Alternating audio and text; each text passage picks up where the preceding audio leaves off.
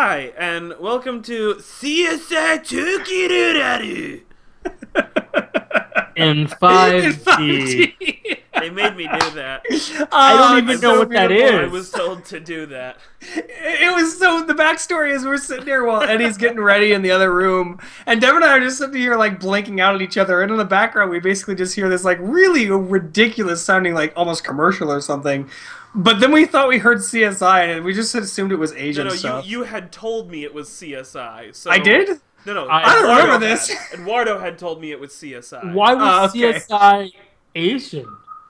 Yeah, Because, it was so CSI we Asian. heard the weird Asian commercial, and you told me it was CSI. So all we could was assume is that it was CSI Tokyo. And that is clearly the opening to CSI Tokyo. Yeah, that like there's this whole intro like because they're all business, you know. They come in, it drops the logo, and a man goes CSI Tokyo.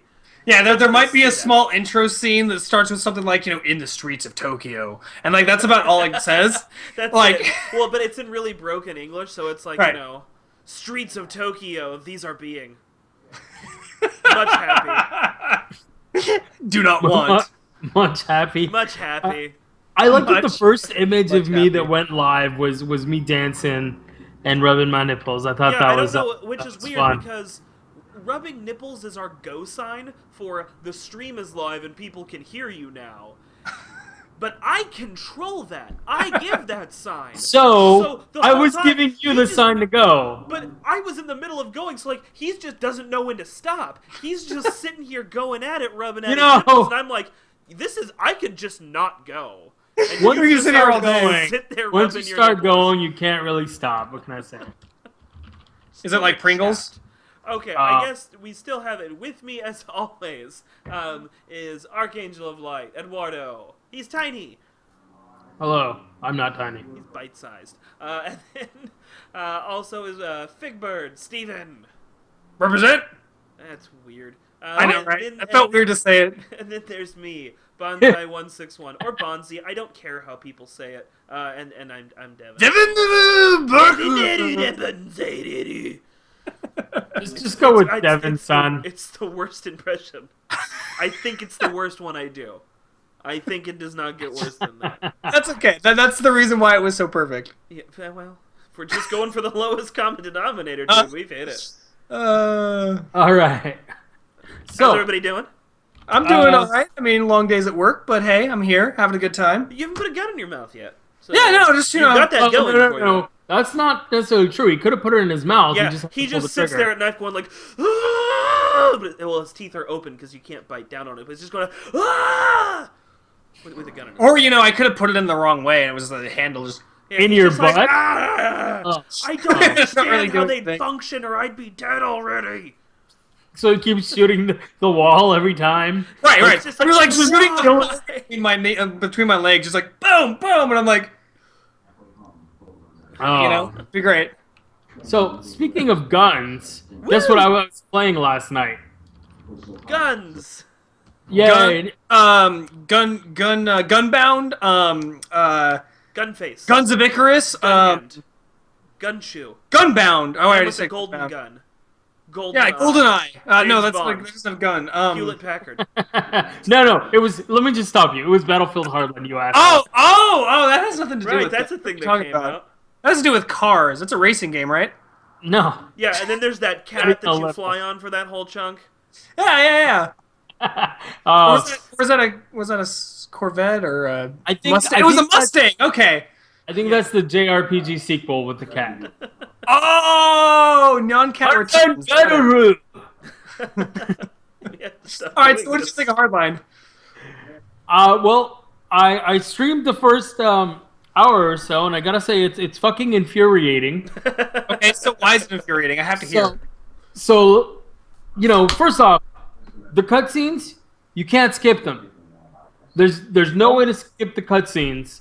Oh my god, there's no way to skip the cutscenes. Even after you've watched them once? Yes. Oh, fuck So that.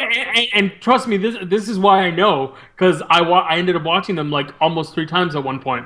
So I start playing the game, the opening scene Depends on how long they are. doesn't really matter, right? Opening scene was great, it was all right. starts talking about the buttons and everything. There's a small car chase. Great. So now we go to the actual like tutorial mission, which by the way is mandatory. Mandatory learning. And to get to where you finally get out of the car and actually start moving, it's about 5 to 7 minutes of exposition. I thought you said it wasn't a racing game. Yeah. Well, there was no racing. You go to at a mile. They keep talking about these cars you're supposed to drive, but you never get in one. No, you're in the passenger seat. And you're in the passenger seat, and you're talking to the lady cop, and she's telling you about her background, and you're telling her about yours. Complete exposition for 7 minutes. Then you finally get out of the car, and you don't do anything cool. You have to go walk 2 blocks to find some dude. But the problem is, halfway there's one particular corner where she is supposed to leave. She walks left, but she tends to get stuck there. So the first time I went there, she was like, "This was your old neighborhood," and you reply with, "Yeah, but I'm letting you take the lead." And then she sits there and faces a fence and then does nothing. Okay, so I have to ask. This is the single player part, right? This is the single player. I haven't played the so I have to make sure. So she's stuck there at a wall. I jump around her and I'm trying to like push her. Can't draw my gun. Can't do nothing. So I'm like, okay. So I reset the checkpoint, and now I have to see the fucking cutscene again in the exposition. So it's another 7 minutes I've wasted. All right. Hold on. Did you just slap your face because there was a bug on your face, or is that supposed to make your point? Out of frustration. Oh, okay. I wasn't sure because it just looked like you were like, smack, bug got you. It was super frustrating. All right, so we finally go past the first tutorial part, and we go into the first mission. And some of the technology doesn't quite match up on Hardline, but I'm like, okay, I guess it's in sometime in the near future. You have like this magic phone that you scan things and immediately links you into. I like that Battlefield has a magic phone. Well, look, the phone links you to. This wizard comes out and he's like, "Whenever you need me, just hit me up." And he passes you like a magic phone. Okay, and you're just like, this is a game about It's an iToad. It's just called an iToad. So what do you call came from a witch. When you scan a bad guy? The phone links to every national database and goes, "Oh yeah, this guy has warrants in other states." I'm like, that shit don't happen. Even the cops can't do that. They gotta like call a guy who goes into a basement, opens up a filing cabinet, and just, "Oh look, here we go. It's in a fucking folder." No, the magic phone. I'm calling it the magic phone. Anyways, so use this magic phone. Not only does the magic phone give you information, it also acts as a boom mic, so you can hear things from across into another building, and it acts as an X-ray device. It asks you a question. It asked me all kinds of questions. Oh my god. No, it acts as an X-ray device as well. Okay. So now you're seeing through walls and seeing this character. Is this phone like 45 pounds? It's gotta be like it's gotta be like some sort of weird liquid uranium, even though I don't think that really exists, but it's there anyways. Anyways, the point is, I'm suspending all kinds of disbelief for this fucking magical phone. You get through the first level, and it's kind of annoying. So you have 3 options. You can shoot a dude, and you get 0 points. No. Or you can take him down stealthily, and you get like 100 points. That's drastic. And then, if you showed your badge first and then take him down, you get 250 points. So basically, I have to be like, "Hey, freeze! This is a stealth operation, and your buddy just heard me. But here, freeze, and I'm gonna handcuff you." Also, unlimited handcuffs. I never ran out. I was just like, "Here's some more handcuffs." And no, the phone made them. It's like a robot, like Master Mold from the X-Men. It just makes new handcuffs. Well, while I was putting handcuffs on people and pulling them out of this magic phone / robot's ass, other people can see you and start attacking you. So it's really kind of impractical. So just take the fucking 0 points. Who gives a shit? Well, this is easier. Face. Well, that's just it, though. Like, certain times, all you have is a taser, so that's not necessarily an option. I think that you'd be better off just being able to, like, use the the badge is a weapon, just like, hands up! And start beating him in the face with your badge. You just shove it down his throat until he chokes on it. I want to beat him with my big ass fucking phone that has this huge database. Just gonna grab it and break him with this thing over the head. But anyways, how does the phone not double as a minigun at this point? Right. So you get through this, and throughout this whole time, they're giving you the little tutorial things where the screen kind of freezes and it gives instructions. Press A to continue. And at this point, I'm like, look, this is bullshit because the A isn't there the whole time. So you're using this as a loading time. You son of a bitch. Anyways, so you hit A and you continue, and you hit A and you continue. And then you finally beat this first stage. You go to a second stage where your cop friend, and a little bit of a spoiler, your cop friend gets shot. It's way at the beginning. No, Dr. Fishy! He will be avenged! ¿Por qué? Maria! And then the next part is she's shot, and you're supposed to keep pressure on the wound while you're doing other stuff, right? So, screen prompt comes up and goes left joystick up, and then no A prompt ever shows up. It doesn't. It just doesn't do it. And you're like, what? Okay, can I go now? You press A, nothing happens. You click, nothing happens. Nothing's happening. So I was like, okay, whatever. Let me hit restart episode. So I hit restart episode. It brought me all the way back to the beginning, to the exposition. Like, oh my god, I had to sit through another 15 minutes worth of cutscenes to get back, to play a little, to get back to this point. And we know what I figured? The answer was, you don't click A, you don't click the left stick, you don't do anything. All you do is you hold up the left stick for pressure. And that's it, that's all it does. It changed how it does its entire tutorial just for this one part so far. And then at this point, I was so livid, and I've already spent about an hour and a half between cutscenes and failed tutorials here that I had hit my wall, and I finished off the level, made sure all that was set, and then I was like, okay, look, I've been doing this for an hour, about 40 minutes. I think that's enough time before I break my Xbox console. So have you picked it up since, or? I have not. I have not. I'm actually doing this Battlefield Hardline. At least the campaign is definitely going to be a stream only. So if you want to see me get super frustrated throughout this whole game, it will all be done Tuesday nights on the stream. Right. But I'm keeping it strictly to that. I'm not going to play it otherwise. But so this is a Hardline first look. Coming into it, no preconceptions. I fucking hate them. The graphics are fantastic. I do have to say that once you actually get into the gun parts of it, the weapon is fairly accurate, which I thought was great. The fact that you can use the taser and it acts like a taser, and the AI for the enemies is good so far. I just think they added mechanics that just don't need to be there. And again, I've only gone through episode 1, so this could all just be like growing pains or whatever, but that's why this is first look. So far, I'm really not into this. I mean, I'm not surprised. I'm not. I've unsubscribed from anything EA will ever do in my head. Yeah, so this is, to me, honestly, just what I expect. Like, they would have to pull out a pretty crazy awesome game for me to pick it up from them. Like, it would have to have nothing but good reviews, and I mean nothing. Like, every single it would have to be like person 10s. I have ever talked to would have to say, yes, this is the shit. I'm not gonna lie. I'm gonna pick up the next Mass Effect game just because. Of course you are. I'm not. Sorry. It's not happening. Yeah, but I have a hard time picking up the second one. I mean, I want to, get but through that. I'm just done with them, man. Need to. But oh yeah. I like it.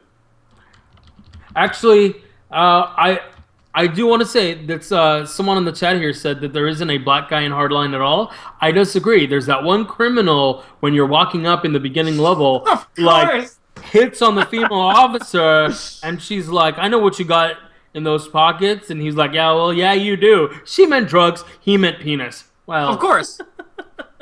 So yes, there is definitely a black guy. He's just not any of the main characters so far.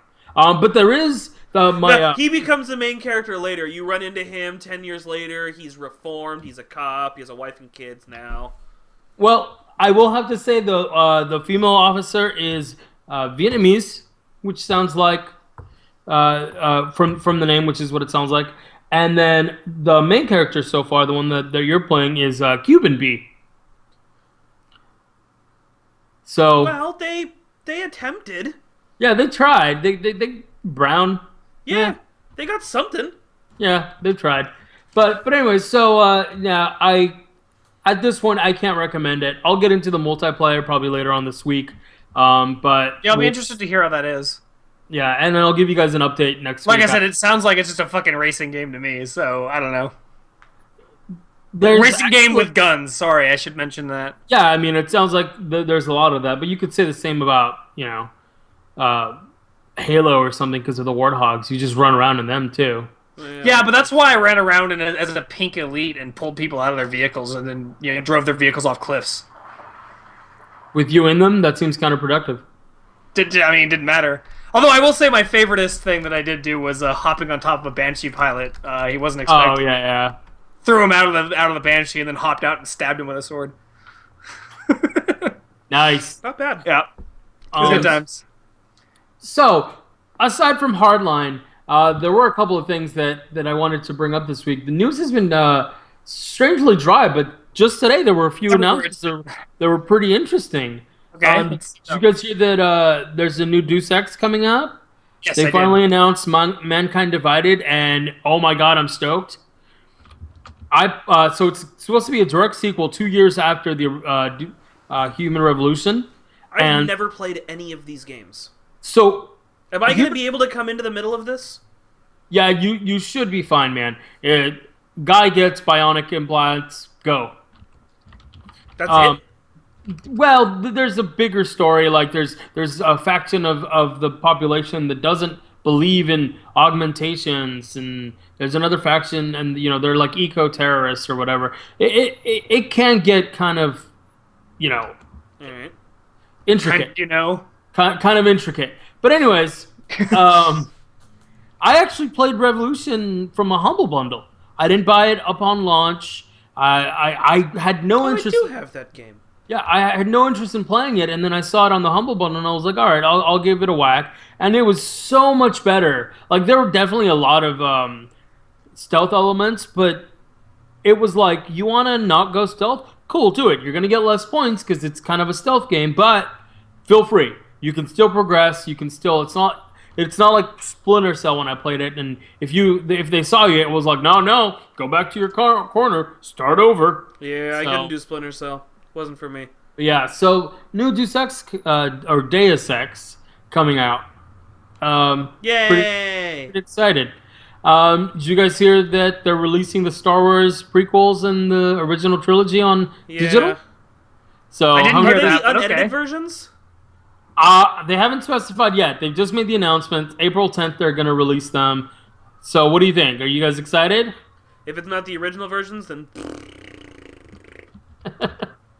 I don't like all the digital touch-ups. I think they look really out of place. Like, when I rewatched them not too long ago, I rewatched the digital recuts, and I mean, really, like, you're just looking at all the digital, and you're like, it stands out so bad, where everything in the first one really blended well, because they didn't have digital effects. It was all live stuff happening. So there was real sense of immersion. Yeah. Once the digital stuff's in there, you're like, why is there a cartoon? It's just not good, So yeah, and the whole addition of like the no being at the end where Yeah.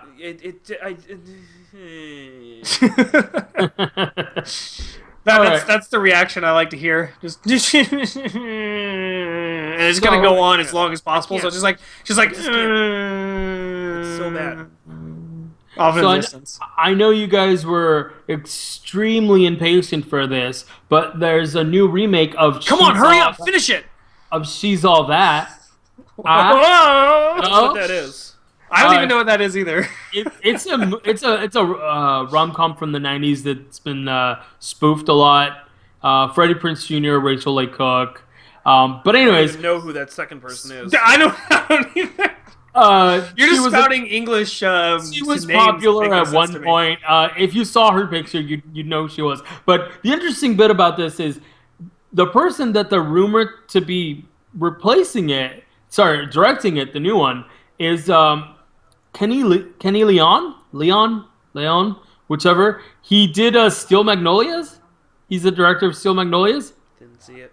Okay, well, anyways, Steel Magnolias, very drama-based movie, very like intense and very like almost Oscars. Well, I don't know if it actually won an Oscar, but that kind of But movie. it was Oscar bait, yeah. Yeah. She's all that. Stupid a teenage rom-com with Freddie Prinze Jr. So I feel like this kid, he basically the main character, the plot is nerd girl gets a makeover to go to prom with hunky dude who she's just a bet for. Shit like that. Not another teen movie?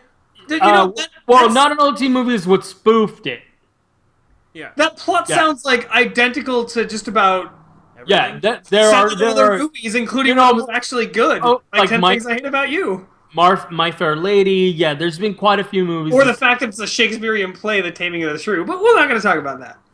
Yeah, that's true. Well, for 10 Things I Hate About You, yes. But anyways. Well, the basis of that entire story arc is essentially that. Either way, being made for a guy who's totally overqualified to be remaking a teenage rom-com? Yeah, the point is, I feel like he's going to have the main nerdy character, like, try to kill herself before she gets this makeover. She's not nerdy anymore. She's emo and she really hates life and she does I like... It's got all that makeup that I don't even know. I'm not really, like, into the remake. It's not like I'm excited about it, but I just thought that was interesting. It's like, okay, so it's like you get Steven Spielberg and he directs the next Fast and the Furious movie, you know? It just, it doesn't quite fit. In my opinion. Last interesting tidbit here is, second to last. There have been street signs popping up around Hollywood, California. Oh, good. You know there are other Hollywoods. You really do. There are. Yeah. And the street signs say no Kardashian parking. Are they serious? Okay. Well, so there's a street artist that goes by the name of Plastic Jesus, and he's putting up these signs because he got the inspiration one day. He was like, I was stuck in traffic because paparazzi were blocking the street to wait for the Kardashians to come out of a store or some sort of shop or whatever. And he goes, so I started putting these up. They look pretty legitimate, and the city hasn't really received any complaints, so they're staying up in the meantime. I'm glad. I thought that was hilarious. I'm like, yeah, sure. Can Kim Kardashian technically get around that because she is technically no longer a Kardashian? I don't know. She's on that show, so she's not a West. Yeah, but if she's not, oh God, let's put a shoot on site for West. Can we put those signs up? Well done. Anyways, so is that all of your e-news? Because I have an e-news attack on the end. I got one more. Okay, yeah, no, because I got to be at the end. Did you guys hear? So Blizzard has just joined Google, Apple, PayPal, involved Valve in blocking access to anyone from Crimea. Oh yeah, no, I did hear about this, but I wasn't sure the details. What is Crimea? I think it's Crimea. It's part of I know it's been in the news, which you don't watch. The part of the Ukraine that was basically taken over by Russia. I asked something like that. Yeah, so basically there's all these crazy sanctions going on, and one of them is the services. And Blizzard, Google, Apple, PayPal, and Valve have all said, sorry, because of these embargoes, because it's not just the U.S., it's also like the U.K., they have this embargo on services to that area. So if you're in that contested part of the Ukraine, well, guess what? You're not allowed to play WoW or Diablo 3. Basically, you just can't get on Battle.net. Well, so what's interesting that so if they are doing it, or I should say Valve is doing it as well, that's gonna have a little bit of an issue regarding like the Dota scene, because as far as I know, there's a lot of Russian in like that area, especially in your tournament scenes and stuff. So it'll be interesting to see how that affects that kind of thing. But again, it really is just this region. It's not all. Well, I mean, I get that, but it'll be interesting to see how much that affects it, despite that fact. So yeah, so I thought that was an interesting tidbit. Not really necessarily directly involving us, like it doesn't affect us, but it's You know. Yeah, I had seen that in the news that I've been sort of following for that kind of thing. I just wasn't entirely certain of the details. I mean, did they say exactly why, or? Because of the embargo. So it's all because It's the part of an areas. embargo. Yeah. Well, I mean, but I mean, is was the embargo set for certain things, or was it something that was Well, extended yeah, to them, or? it's set because Russia basically came in, took the area, and annexed it, but Oh, it's okay, not so it's sort of recognized by got any of the other Euro nations, so got it. or the U.S. So, but anyways, I thought that was interesting. I just want to have the moment of silence for our our brothers over there who can't access their video games. Makes me sad. Hits me right here. That does suck. Also, the people who probably died while they took that over. Yeah, that sucks too. But more about video games, less about dying. Fair enough. And that's it for my part of the e-news. Hey. Yay! So this is just a small thing to tack onto the end, but I thought it would at least generate a couple of really fun comments. So HBO finally released their standalone product. It's $15 a month, which is like I was drop dead serious. I was gonna give them $50 a month for it. I was like willing to pay that, and I wouldn't have bitched at all. Right, we talked about this a few weeks ago. It's $15. Right. So they're doing their standalone, $15. Really, really sweet price. Apple only. What? You can only log into it on Apple devices. Apple TVs, iPads, iPhones, Apple computers. No Rokus, no Amazon Fires, no PCs. Apple. Why would they? Okay. My thing is why. I don't know. Who do you think why? is sucking the cock right now? Is Apple sucking the HBO cock, or is HBO just like rah rah rah rah? I don't know. Or was And it a what bums me 69? out I'm just is saying. I have tons of electronics in this house. The ones that I don't use for any sort of streaming are my Apple products. Well, guess what you're gonna do now? Well, I do need something for my back room because the PlayStation that was back there shit out and the Wii is not a good replacement. I was thinking No. about going and getting like an Apple TV or something. I just Hey. don't want to wave my arms to change fucking channels or fast forward. God damn it. I just want to know, start the next episode. You know, it comes with a remote, right? Yeah, it's obnoxious. Because you gotta like point it just right with our sensor bar, and then oh no, it's just off. So just or are you move it a little talking about? ah. You talking about the Wii? Yes. Yes. Oh, okay. Horrible. I was like, the Apple TV comes with a little clicker, man. I Yeah, don't know no, what you're- that's what I want. I just want a little clicker. Wow, I honestly kind of want to know the details of that deal. Like, Yeah, what I'd really like to know what's Yeah, going on I'm just with that, really but curious it's about just, the reasonings why they would be so exclusive to a from device the like that. way Because they made it sound, they kind of made it sound like it was for now it's only on Apple, but I don't actually know. well, that was going to be my next question. Is I wonder if it has to do with designing the service in some way, but that doesn't make any sense considering the fact that it could be information streamed out to the internet. I can't imagine it being something that can't be run by anything like Adobe players, for example, or pretty much the main thing on the internet. Silverlight. Right, Yeah. or Silverlight. It's basically Adobe or that. So yeah, I mean, it's just like I don't understand why it needs to be so specialized to this, but maybe they're just testing it. I don't fucking know. All I know is that I think that's going to cut their audience in half for the people that would have bought that. Like they're just like throwing money away for no reason to me, and I don't The understand. people who are bootlegging are just going to keep bootlegging now. Right, Like, you exactly. did There's, not like, take care of okay. the PC pirates at all. Right, and again, it's in this case, it's really just one of those things where it's like the PC pirates in the situation of HBO are like, we're just pirating because there's no other way to get this. Yeah. We can't go buy your DVDs. We can't you don't make those. I'm like, using my dad's account. what do you want me to because do? I can't give them money for it. Right. I don't want to pirate it, so I'm just using somebody else's account. It's like it's one of those weird situations where just like scanlations of manga happen to go down, where it's like these people are taking this content that's never going to come to the U.S. They're taking it, and making it into a U.S. thing, so the U.S. people can see and enjoy it. Yeah. It's the same thing, but for people in the U.S. to people in the U.S. because fucking it's HBO, and we can't get it anywhere else unless we have their HBO service, which we don't even have a TV. So how do we? It's stupid. It's like what? I Just do take them have up. to thank you, and I have to take this opportunity because Yeah. Steven gave me the perfect segue talking about manga, anime, our horrible Japanese opening. Still judging you for that. I guess it's that time of the day where I'm going to shit on everybody's childhood. So I watched the next piece in my original challenge, which was to sit through a bunch of the Miyazaki films, as I had never seen them as a kid. Right. So I finally got around to watching My Neighbor Totoro. That's how I'm going to say it. I'm saying Totoro. I don't care if there's some fancy accent or pronunciation. It's Totoro. Okay? That's what we're going with. Okay. Here's why hold on. Steven, did you just say that in a Asian child female voice?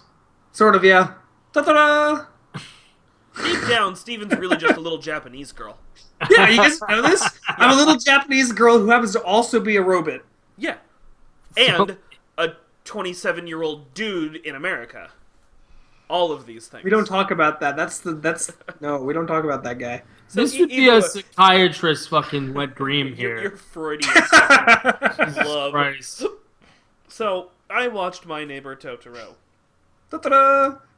And I'm not alone here, because I watched it with my girlfriend as well, okay? We've watched all of these ones together, and we've had varying opinions on the different ones. We both hated this fucking movie. Yeah. It was horrible. I mean, I'm not Nothing surprised you hated it. happened. Right. Totoro's only in 3 scenes.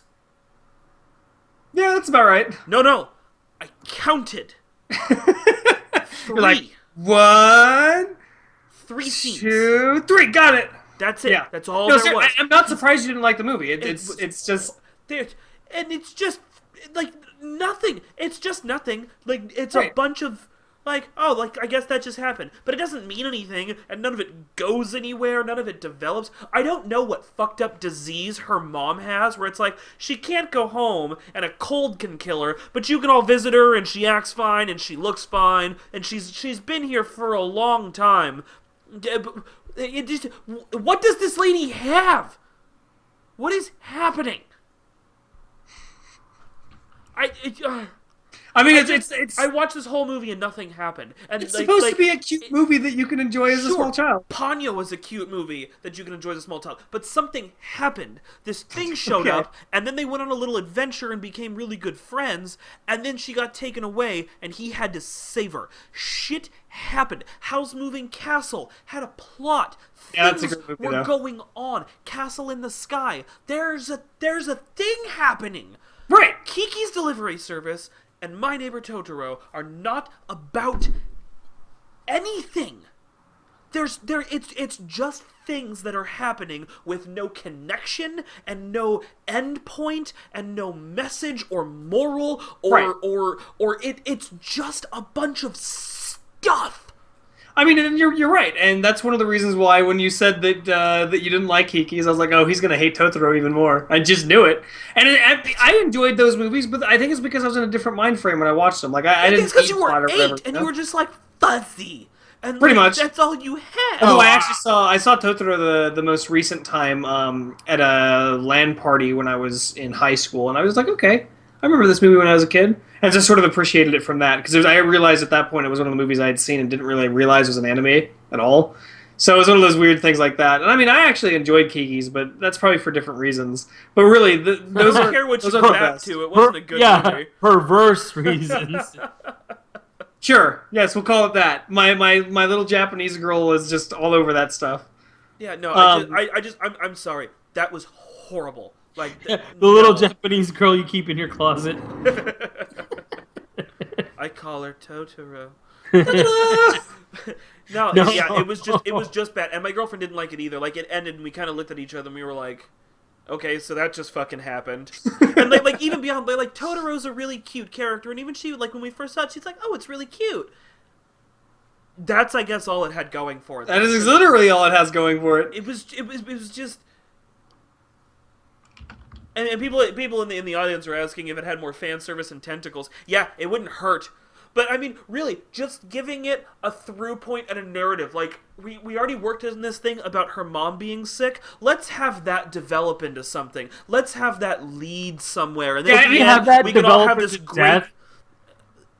Wait, what? I just figure we can have that develop into death. Yeah, no, you can. You can have a sad ending. You can have a happy ending. You can do whatever you want. But, like, we've already worked this in, and it's arbitrary, except for explaining why... It's not arbitrary? No, it is. All it does is sort of frame why the mom's not there, because she's sick, and why the little girl's sad. But that could have been justified by any other number of anything. Like she when she gets lost, she could have been going anywhere. It was just this arbitrary detail that should have either been bigger or just dropped that was worked into this thing for no reason. But hey, man, all I have to say is at least you enjoyed the ones that matter. But that movie is so popular. It's their logo. I actually don't know why it's that popular. In the regards of what you're saying, I agree there, but I mean, like so clearly this is beloved, and all I can think is y'all were stupid ass children. You know what? I've never seen it, and it doesn't sound like I want to. I have a very passing interest in slice of life movies, and this seems like slice of life, but no life. No, yeah, it's like slice of life, plus a little bit of mystical, because Totoro is, I guess, their version of a troll. But, like, and that doesn't really mean anything. Like, they could have called him a Florfignoggin, and it would have amounted to the same, because it's not like it pulls from any lore, and it's not like he does anything overly trolly, except for the tree scene, and, like, fly around a bit. And then there's, like, a cat caterpillar bus. They don't explain what it is, where he's going with it, where it came from, why there's only 4 mystical creatures in this whole world, and 3 of them are a version of Totoro. Also, what are those? We never mention names. We don't talk about them. They're just there to be there. One comes in handy sort of once to lead her down the rabbit hole. It's your proverbial white rabbit, but okay. The white rabbit got a name and a job and a personality. This was just a puffball. And then the puffballs, the little soot monsters. The whole opening is about soot monsters. We cut to them 2 or 3 times, but they don't ever do anything. Right. They're just sentient dirt. And that's as much as they provide to the movie. That's all you need, though, when you're that kind of movie. Dirt. Like, no, even as a kid, I would have been like, what the fuck is with the sentient dirt? Why? Why is there it's not doing anything. It's not funny. It's not sad. There just happens to be moving dirt. Dirt was a character in this movie. I love how upset you're getting. This reminds me of what we did to somebody when we were streaming The Walking Dead. Like, you're just getting on the edge of your seat and, like, stressed out just talking about it. I just watched this movie and it was like 3 hours. And I'm like, what kid is sitting through this nonsense? Oh, it was mind-numbing. Why don't we go ahead and move along here? I hated it. Princess Mononoke is left, and at least I have seen that one, so personally, I know it's good. So we can end on one that I know I enjoyed once, at least. Right. Oh, you know what's going to be the worst is that when you go back to watch it, you're like, it doesn't hold up. Yeah, no, this is crap. No, luckily I didn't see it as a kid. I saw it as like... Oh, okay. Fair enough. Yeah. Actually, I watched most of the Miyazaki movies after I got out of high school, so, I mean, the only exception to that being literally Totoro. Like, that's the only one I saw before high school. So, I mean, that's the only reason why I think I have any place for it. I don't. I'm kind of glad Tyler's not here because he'd want to reach through Skype and choke. He would. I know he would. He would be physically in pain. Like, you would just... I want somebody to make sure he hears this episode. I kind of hope he listens to all the episodes. I hope he does, but like when you go to work tomorrow, you need to tell B that Tyler has to listen to this episode. So for when he does, everybody say hi to future Tyler. Hi, future Tyler. Hello. Future Tyler. Why do I keep doing that? Oh god! Somebody move on to something. So let's go ahead and move on as we go to things. But we mentioned a couple of smartphone related-y things with the whole HBO thing. But did you guys see the April Fool's joke coming into real existence? So okay, so the guys that do the Retron 5, they had an April Fool's joke during April Fool's. So it was called the Smart Boy. What it was supposed to be a device that you plug a smartphone into and can play old Game Boy Color and Game Boy games. Well, there was such a huge amount of people going, "That sounds awesome!" that they're actually making it. It's just a good idea.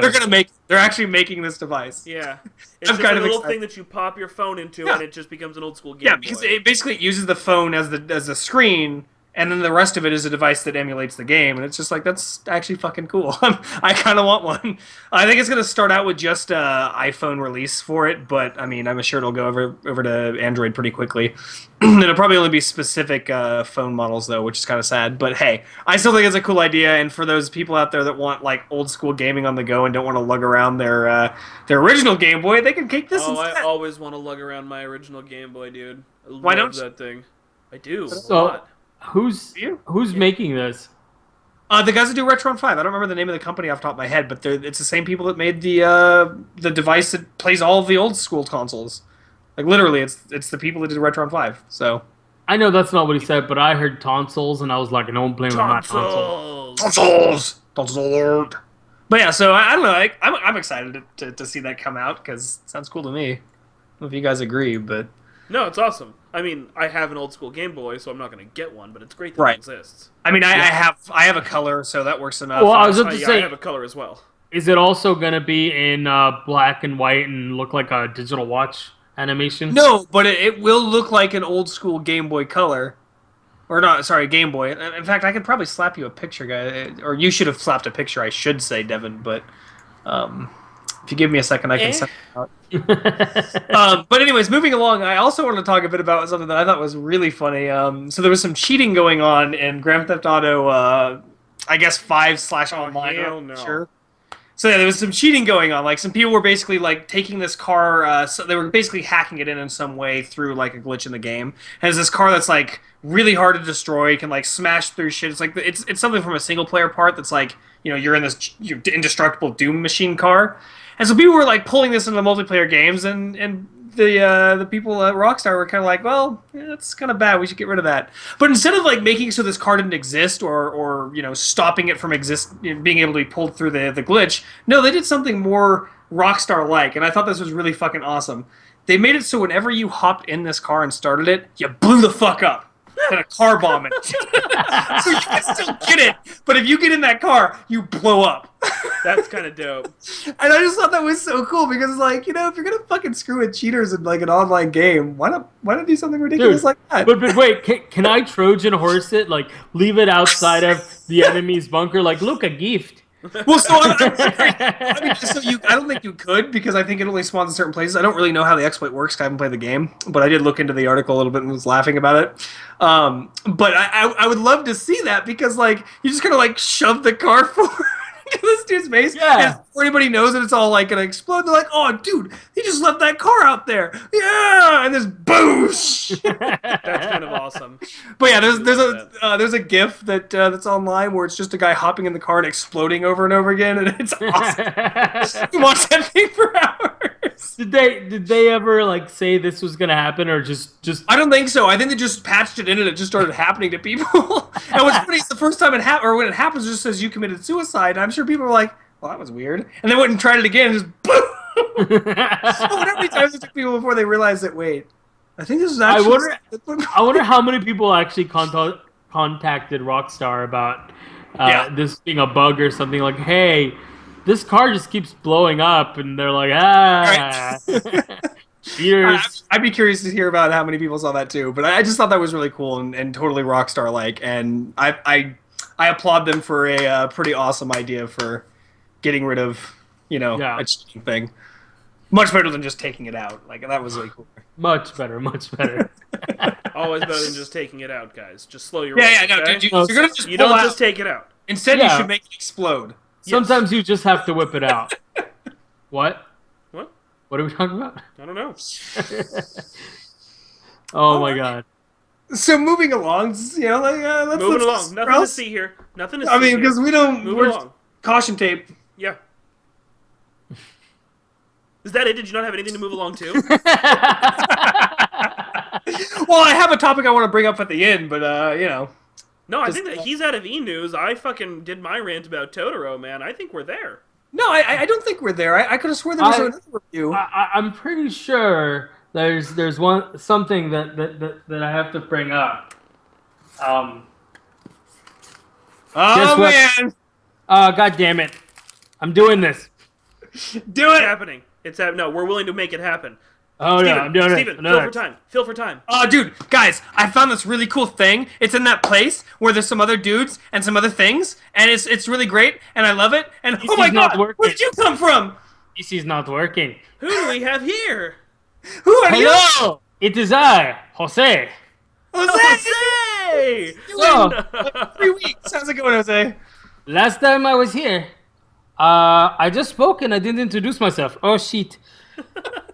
That's not supposed to happen. think So you need to, I'm just gonna be very coy the whole time.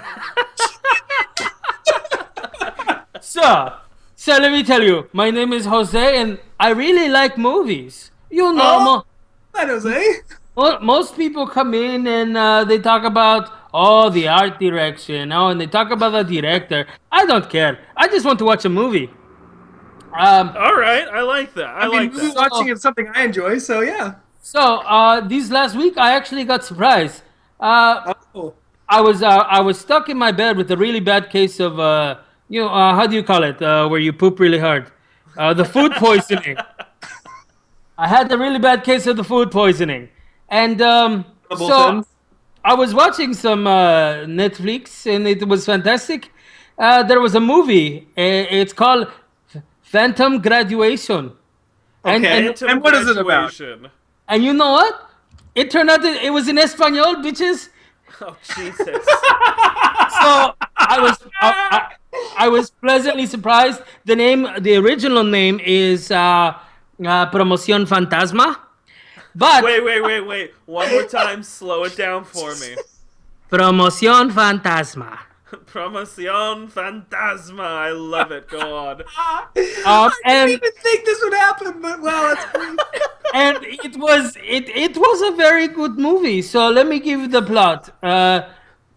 So it's about this dude. He's a teacher, but he can see ghosts, which is kind of scary, Okay. but not really. But he doesn't always realize that they're ghosts. So he just kind of starts talking to them, and apparently it's gotten him fired a few times from different schools.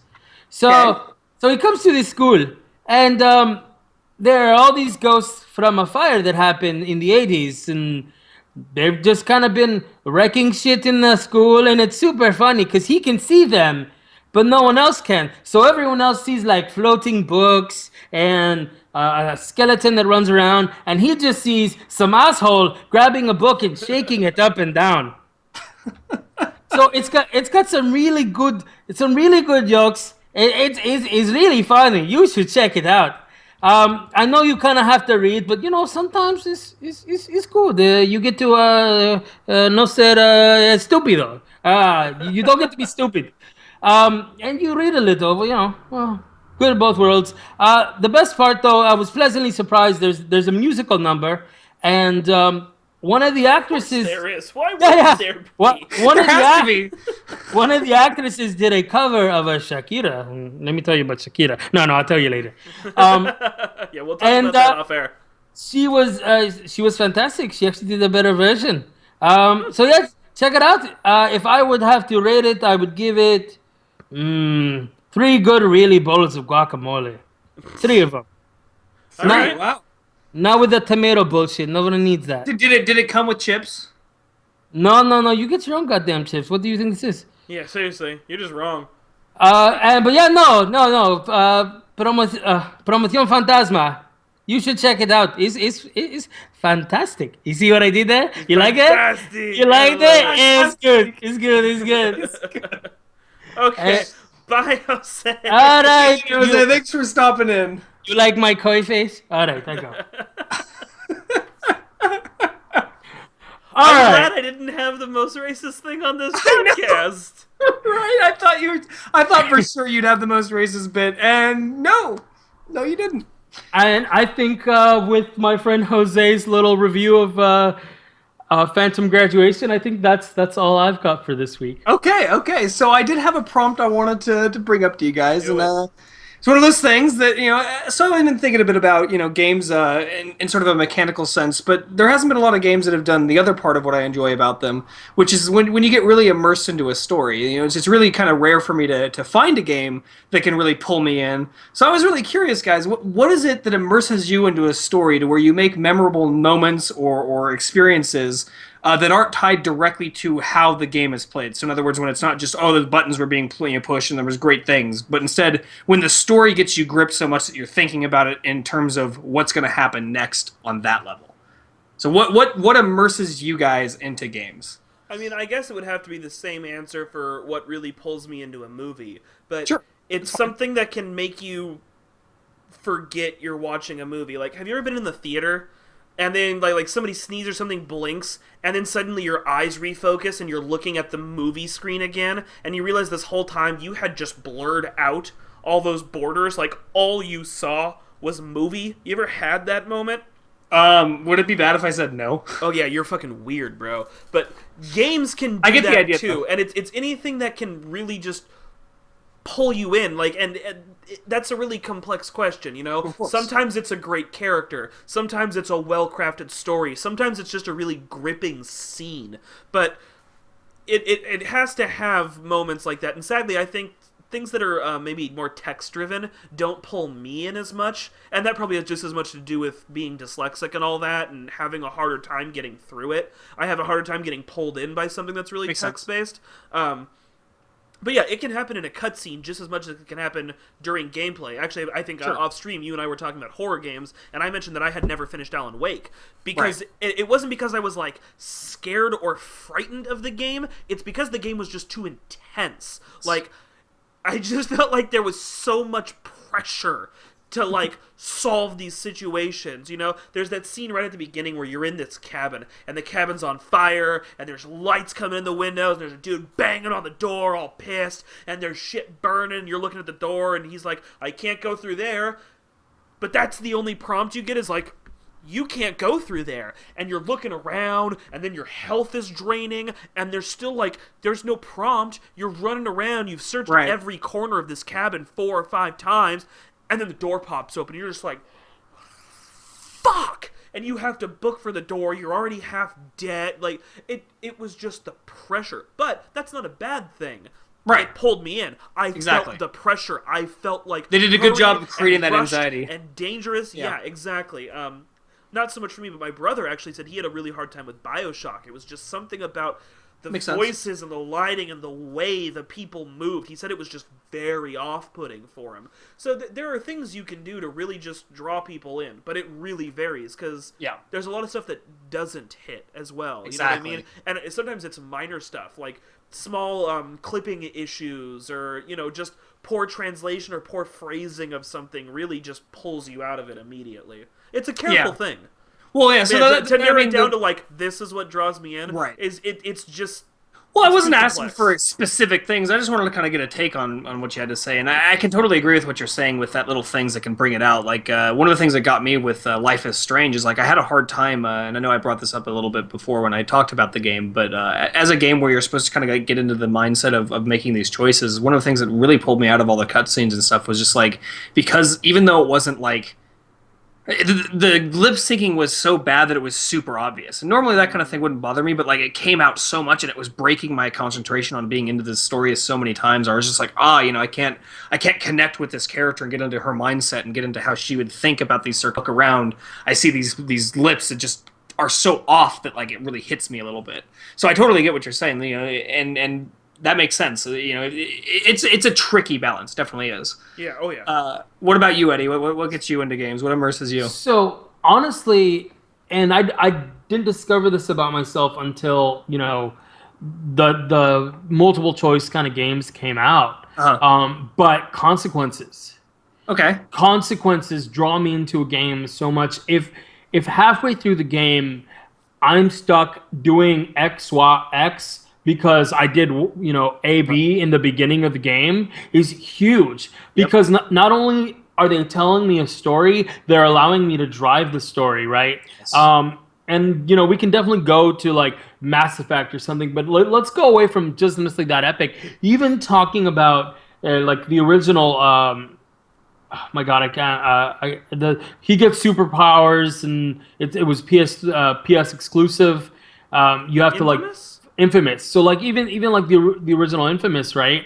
Because I played the Mass Effect series after it came out, a while after. Right. But Infamous, choices you made in the beginning actually affected how the story developed. And there was that one scene where I later found out that you didn't have that much of a choice, but where his girlfriend dies, and it was a huge like I could see every choice that I'd made had led to that, and that was complete immersion at that point, because now I realize that I am invested in this character. Am I invested in this game? What I'm doing actually matters. So that's why before when you brought up the topic of kind of what you'd like to get rid of, is that's why when I Right. hate when they do forced and contrived bullshit, like when you lose because you lost. No, fucking, if I can make it through the scene, why can't I succeed and make a different difficulty kind of thing? Who cares if it was stealth? If I can still kill people with the one bullet you gave me,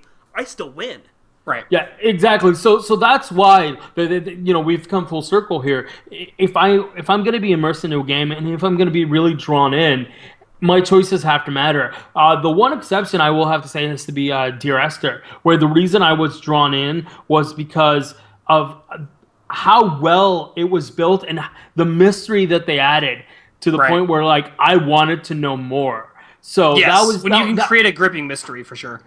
Yeah, that's another element, different type of game that definitely brings me in. Like, if the storyline is shit, even if the gameplay is really fun, a lot of times I can only do it for a little bit, which is why like things like Evolve just didn't pull me in, because there was no story to draw me, and the gameplay was cool for a little bit, but that's about it. So there was nothing there to draw me and hold me. I love stories. Like, I will sit there through a shitty sci-fi movie just to find out why the monster became the monster, if it's interesting enough, right? Or a fucking alien movie. Oh, you love your shitty B sci-fi movies. Yeah, exactly. This guy is all about the shitty And B-sci-fi. I know the acting is shit, and I know the effects are shit, but I want to know what this writer's take on why these motherfucking aliens are here and how their technology works, right? Right. So as long as there's some of that, even if, like, of course there's going to be technobabble, but Jesus Christ,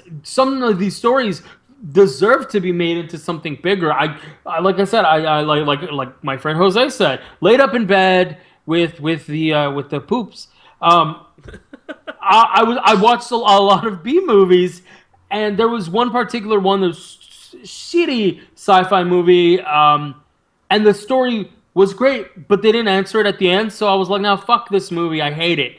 And it's that's just it. Like, story drives me, and actual immersion and consequences drive me in video games. And that's what made The Walking Dead so great, was like, they tell you right up front, hey, everything you do matters. So, and that's the interesting thing, because in game design, making every choice really matter is a lot harder than it sounds, in a sense that, like, it gets exponentially harder every choice you make that makes a whole split of things. So one of the cool things about The Walking Dead, and although some people are starting to notice this because they're actually paying attention, that the story is almost always going to be the same no matter what you do, but it's the little things that matter. And so, it's how the things happen that change. Right. Yes. So this is the thing that I really love about how Mass Effect did, as well as The Walking Dead and some other really wonderful games that do that. And to the whole point of the topic, Eddie, you actually nailed the two that are kind of big on my plate too. It's consequence, and it's an idea that's just so little different that I have to figure out why, or what's off about this game. Like, what is this setting like?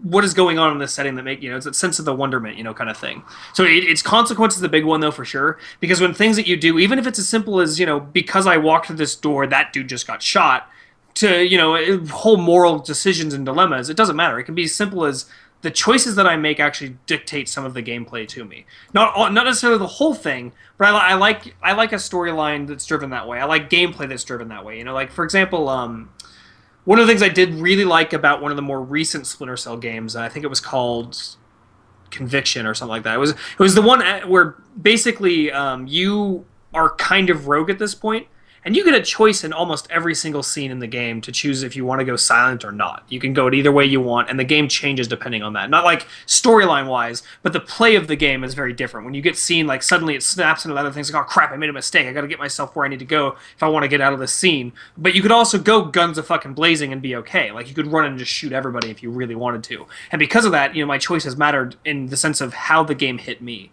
So like, the experiences that are really worthwhile that I take from games for longer periods of time always come from that idea of like, I chose to do this, and this is how my playthrough went through. Whether it's a storyline thing or whether it's a gameplay specific mechanical thing, that's really what draws me into games. Because with a movie, as much as I enjoy stories and things like that, a movie is something you feel like the passenger, or the observer. You're in the side, kind of watching the movie, and even though you might get drawn into it, you always still come at it as the sort of person watching.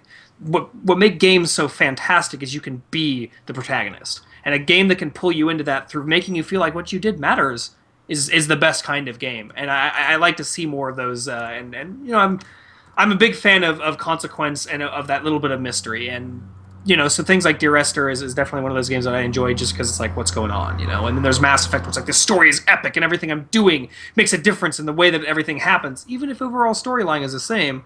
When you hear about that thing you did in the first game and the third game, you're like, fuck yeah. That's what really blew me away about Walking Dead is, I just finished the second season. And I mean, it wasn't even like, when I played, maybe it was Mass Effect was the first big one that did it. I think it was Mass Effect, where they were like, oh, the stuff you did in the first one matters in the second one. That was Mass Effect was the first big one that I can think of. It did, but really Mass Effect was a glorified way of doing what Final Fantasy like 7, 8, and 9 did. You had 4 discs, they just sold them to you separately. Sure. Walking Dead, just about everything you did matters or comes up or changes how someone feels about you or how you react to that thing. It is directly related. I'm sorry, I have to disagree with you because I've played the Mass Effect games through. Maybe by 3 twice. More of it picked up. So, as far as I got in the second, it was like things would come up in casual conversation. And that was about it. No, yes, they came up in casual conversation. Although in number 2, what it affected the most was the background as to why certain players were no longer with you. That's what was huge, and not just the one guy that died, but like, why is this other character no longer joining you? It's because of choices made here and here. But in 3, it directly affected your readiness level in the galaxy. Certain decisions that you made in the first game changed what factions were joining you, and you had there was that one guy where, depending on how you treated him, he either shows up in the third game or he fucking kills himself because of something you said and or did to him. I think the thing is that honestly, I feel like Devin wasn't able to get into the game in the same level that you or I did, which means that he missed a lot of the things that really come out more later in a lot of ways. For example, one of the big ones for me was so you played the first one. There's the Rachni Queen that you deal with. In the second game, a little bit towards the later part, you actually, if you save her, you meet this person who's singing her song essentially. And it's a really cool moment that doesn't make any difference at all, but there's this character that's there is talking about her song and hearing it in the background. And even though it's such a minor, out-of-the-way thing, that still makes you go like, fuck yeah, dude, that choice I made that had an impact, and I'm getting reinforced for that. So, that's the reason why those things are great. Something on that level, I would say the impact is just like not picking up that one specific dagger that's only available on disc 2 of Final Fantasy. Well, sure, I'm not saying you're wrong. I'm just saying Walking Dead more had in the second one, Clementine behaves differently. Sure, the results at the end are the same, much the same way, and it is details that change, but it's more hard details than a nostalgic feeling or song. Sure. Characters behave different, choices are different people are with you, different people think of you differently based on And one of the more interesting things is how the end of the first season is with the who goes with you kind of choice thing. Whereas I'm pretty sure you can set her up for a situation where people are alive but say, I don't want to go. But you also have to remember that the Mass Effect games are actually very long in the tooth now. Yeah, they're very old games. And and they set the stage for things set the like, stage, without question. that. Again, Yeah. which is fair. I'm just saying it's a different kind of pull, and I Walking Dead will always be the one that I refer to as being more decision based than something like Mass Effect. But still, the Sure, point it is set that those the groundwork, consequences... but you have to give. Sure, Yeah, it set the groundwork, but that doesn't mean everything Shakespeare did was great. Sorry, people Right. came in and improved. I'm sorry, it, I and don't they're really better care now. for much of his stuff, but he definitely did set a precedent, and that's just true. You thank it for what it did, but it doesn't mean you have to bend over for it. Things Right. improved. Same thing with music in a whole. Like, there's a lot of situations just like that. Some I genres can only half agree with you, and not in any way to fault you, but the fact that you haven't finished the games, I feel like it doesn't give you that The fact that weight I behind can't you. finish the games. So Nonetheless, I feel like that it sounds like we got some good answers to this one, and I definitely like that. And you know what? If anybody wants to send in what makes them feel immersed into a game, feel free to email us or go to the website and make a comment or any of the other things I'm about to talk about. Because if you'd like to check out the website, it is 5dpodcast.com. We have an email, which is 5d@5dpodcast.com. We will, of course, take emails, and if there's some great comments, we'll even read them on the show and talk about them. I don't even have a problem with questions and stuff like that. So if you guys want to talk on that prompt, Ask me anything. Yeah, dude, you can ask him anything. He'll answer it. I swear to God. Other things, of course, is that we are on Facebook at 5D or in 5D Podcast. We are on YouTube at /5D Podcast, and we are on Twitch at 5D Podcast. We record the episodes on Wednesday at 7 o'clock. The episodes go live at Saturday, or usually Saturday around 12 in the afternoon. And if you want to be here for the chat, we are reading the chat, enjoying it and everything, please pop in. Lastly, there are some Twitter IDs. There's 5D_podcast, which is the main Twitter for everybody. I am Figbird4885, and even though Tyler hasn't been here, he has been brought up. Hi, future Tyler! He's in our hearts. He's in our hearts. He's Cosplay Fiend. And with that, remember, chat us up, because we like it. You guys have any closing thoughts? Don't forget to spay and neuter your pets. Yeah, don't forget that. The more you know.